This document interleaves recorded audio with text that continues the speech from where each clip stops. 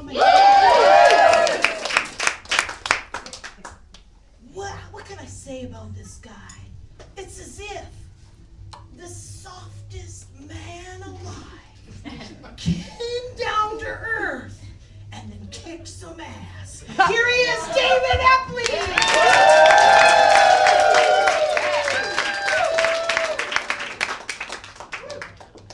Hello, humans. 2019, we still got to start our sets by moving furniture out of the way. What's up? So, I don't know if you've ever had to plan a funeral, but I highly recommend it. Because it is one of the weirdest things you will ever do. And it is weird right from the start, right out of the gate. In 2003, my father passed away at home under hospice care. So we had to call out the undertaker. So imagine this dark black van pulling up in your driveway. These two guys, long dark coats, get out, all somber and serious. We're sorry for your loss. We're sorry for your loss.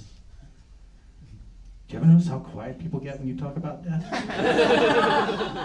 Oh, your dad died. Oh, I'm so sorry, man. Oh, I'm here for you. Yeah, I'll be here if you need me. I'm just, yeah, no, I'm not here.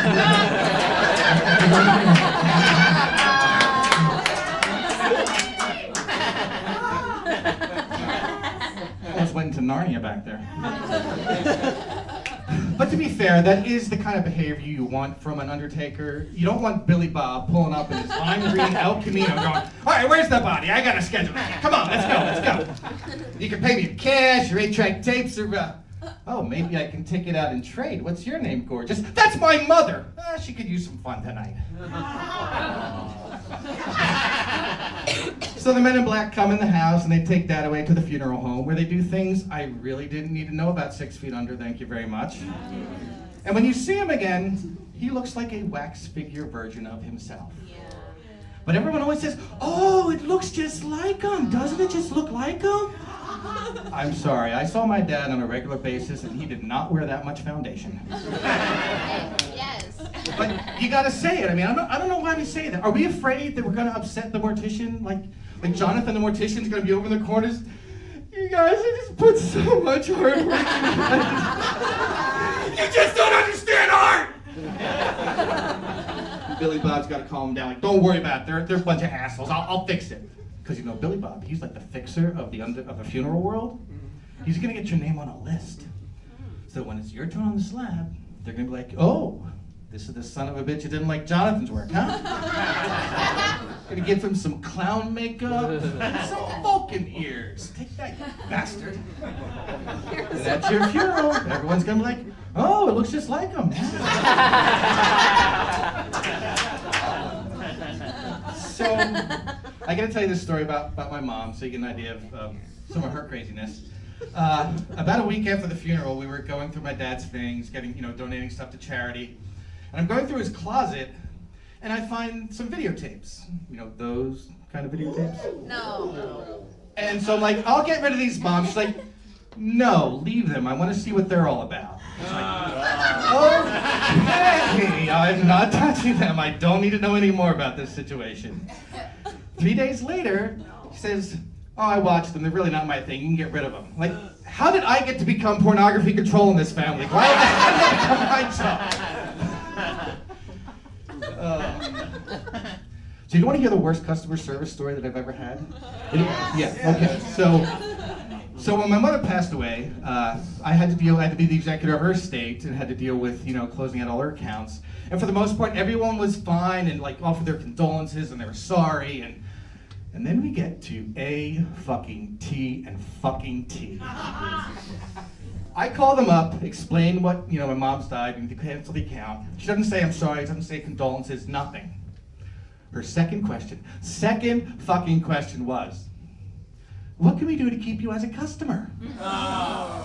Without blinking an eye, I said, you can bring my mother back to life, you son of a bitch.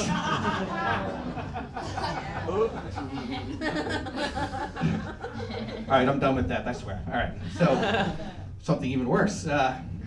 So do you ever notice how corn doesn't seem to digest? Like you have corn on the cob one day and you look back in your poop and there's all these kernels in it.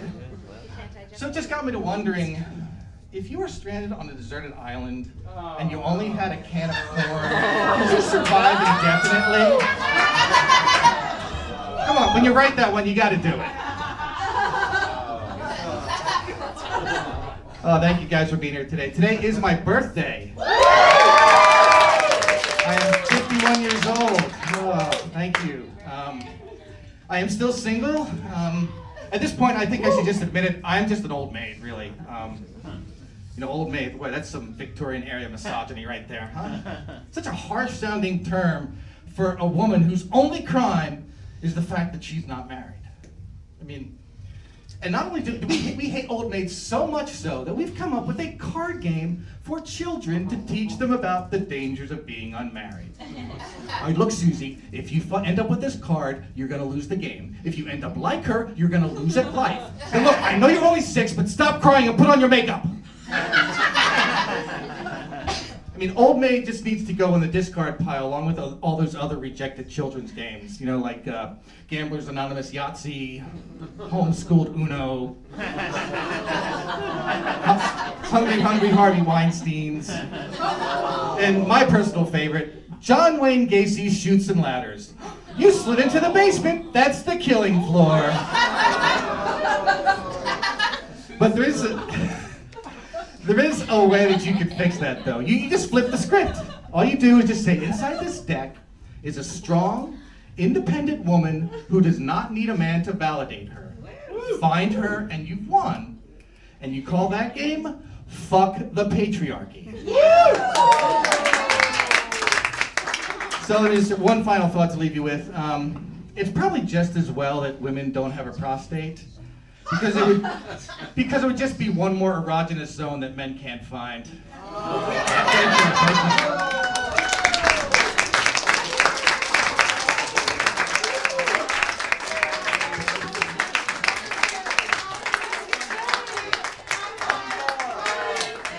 you. Happy birthday.